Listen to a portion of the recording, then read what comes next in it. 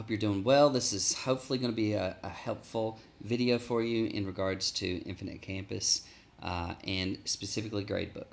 Okay, this will, the first part I'll just touch on anyone, any grade.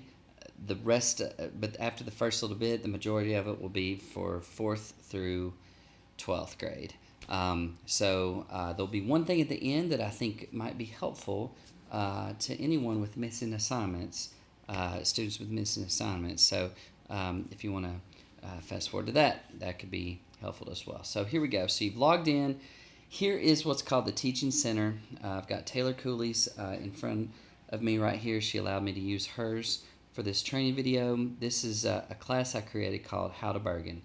And I gave it a little symbol here. I encourage you to do that. Just, you can give it different colors or whatever. And each class could be something different. I don't want to mess with her real classes, but you can do that. And it just helps maybe differentiate between the different classes in your mind and organize it. Once the school year starts, you'll be able to take attendance from this page, which is really helpful. That's specifically helpful for grades K through 3 when you're logging in, and Infinite Campus is huge for attendance, but not a lot after that really. So different people's Infinite Campus looks different when you log in, believe it or not. So the default in the instruction portion of Infinite Campus is the new look, and it looks like this. If you don't like that, or maybe yours has been turned off inadvertently, you can go here. This is turning it off. This is what happens. It looks like if you turn off the new look. It just looks a little different. You've got things accessible here where they're accessible in another way through the new look. Alternatively, some people, when you log in, you've got campus tools in front of you. And so it gives you, other things that you can do over here. And then to get to your gradebook, you would need to go to the waffle, boom, and hit instruction. While we're talking about that, though, this campus community, if you are stuck or you really want to explore how to do different things in Infinite Campus, what a wealth of knowledge. And there's a lot of videos, quick PDFs to show you how to do different things. I'm in community a whole lot. It's really helpful. Okay, back to Gradebook. So we're here, and it's time to set up your classes. So again, this is for like 4th grade through 12th grade. So let's go back to the new look, as most of you have. So here we are, boom. I like to hit Gradebook and come at it this way. I've got this class called How to Bergen, as I mentioned, and if you click it and there's no Gradebook, like no rows and everything that comes up, that's a good indicator that your structure is off. I guess now here's what it would look like if your structure was off. Let's just put it on like on elementary. Okay, it might look like that. Please requires a section with a valid grading task. Oh man, what's going on? Well, this is a high school class that I created, so here we are. All right. It doesn't have all this because we don't have categories and grade calc options. That's the deal. So I misspoke a second ago. So here we go. So we're going to go to settings. And I always like to go to grade calc options first and make sure I have all my different, grading tasks here. In 4th and 5th, 6th, 7th, 8th, you won't have a final grade. Most of the time. It's really midterm and term. That's what we post, and that's what we have there. In high school, you have final grade. You even have semester grade. Semester exam at times. And the key with this really is you hit your fill options here, and you want to go to in progress grade. Now it's going to start showing up to students. If it's no calculation, it won't show up to students. You're going to click 6 through 12, you're going to click Summit Grading. 4th and 5th, you're 0809 still. And as long as you're not waiting categories and whatnot, you can hit OK, and it's done down through here. High school, Yours is a little different down here because your final grade is not just its own little thing. It's comprised of different things, right? So it's comprised of term one, and depending on how you do it, let's say you don't give a semester exam, and so this is worth 25%. The truth is though, you'll probably have a semester exam that's worth 20, and it's not showing up there. So yeah, that would be in there. I'm not going to stop the video and go back and add that, but nonetheless, in this little scenario, without a semester exam, Q1, Q2 through Q3, and Q4 are each 25%. Almost done here, so sorry. Whoa, not midterm. And yeah.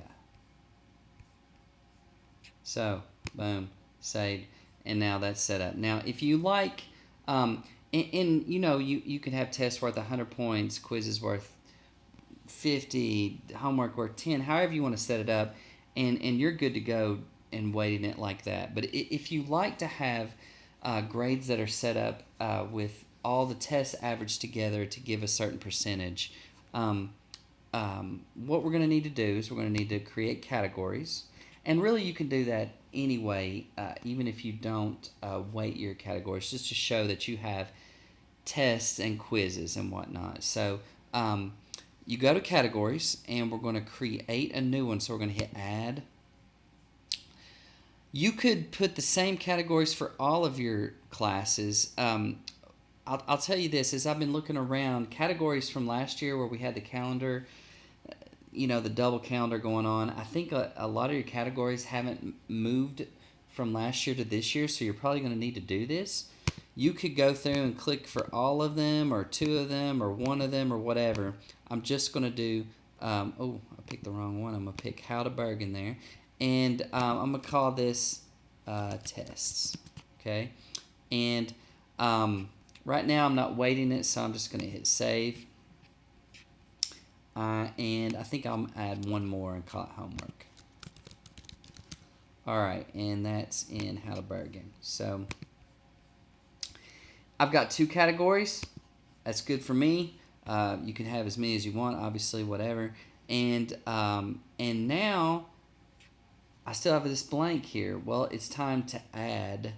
I go to my grade calc options, make sure I'm looking good over here, by the way. Yeah, I'm looking good, looking fine. Okay.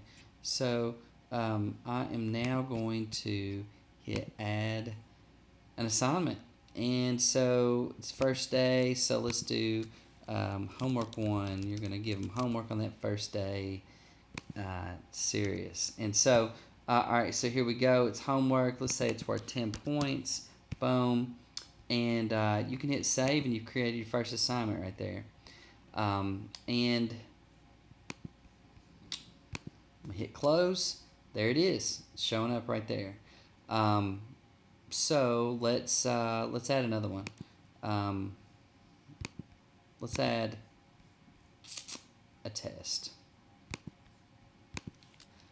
Test 1, and it's gonna be a week out. So give you a little time. So I'm assigning it the first day. It's gonna be worth 100 points. It works for me. So we're gonna hit save, and you could just add more from there, but we're gonna look at what that looks like. So here we go. I've got a test and a homework. Looking pretty good there. If you want to go in and say, you know, I want all my tests to add up to a certain thing, and homework to add up to a certain thing. This is homework. Let's say homework's for 20%. You could just go up here and put 0.2. Boom. Save. And test would be worth 80. 0.8. Boom. And I'm going to hit close. And now I'm going to go to my grade calc options. And where I'm filling in, I have to start this over again, but I'm going to say that I'm weighting the categories. And I've already told them what to weight them, so that's how it's going to calculate as I'm doing it. Okay, that was the main stuff that I wanted to show you when setting up your gradebook. Now, here's a little extra thing. It's in regards to missing assignments. I know that's something that we're all battling, is apathy and just consistency with our students and turning in assignments. So I found this and I thought I'd pass it on. You have access to what's called a message center. And so click that. And it's really interesting because you can actually hit a new assignment. What type of assignment? What about a missing assignment message? And what's going to happen, you can set up when this is going to go out. This is like a basically a template email, and it's going to autofill with the subject of missing assignment, the student's name, what assignments are missing. This is pulled. IC is going to pull this for you, and then it's going to give them this little message here. And if you don't like it, I mean, you can delete this stuff out, right? But anyway. You can say, okay, yeah, I like this, cool, great, let's hit next.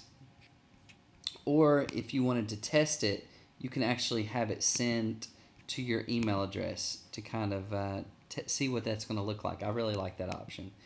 And then you can decide when it's going to go out or whatnot, and it's going to send it out to so you don't have to send out all those emails yourself. I think that's pretty cool. So I hope that's a little something that you can use, and I hope that works well for you if you want to try something like that. Oh, and it's also predicated on the idea that you mark assignments missing in your gradebook. That's how it's going to pull them. You can't just leave them blank. You'd have to mark them missing with an M, and or flag it in a certain way, missing assignment, NIC. But I think that's a pretty cool little feature there if you choose to use it. I hope this was helpful for you. The main thing I hope you get from this is I'm here to help you. Erica probably knows not probably, she knows more than I do even on IC, and I'm sure she'd be glad to help you on aspects of it as well. Gradebook is kind of like my domain, but usually when we put our heads together, if it's a really tough one, we can figure it out. I'm really thankful for her help always. Reach out if you need help. Glad to be there for you. Thanks a lot. Take care.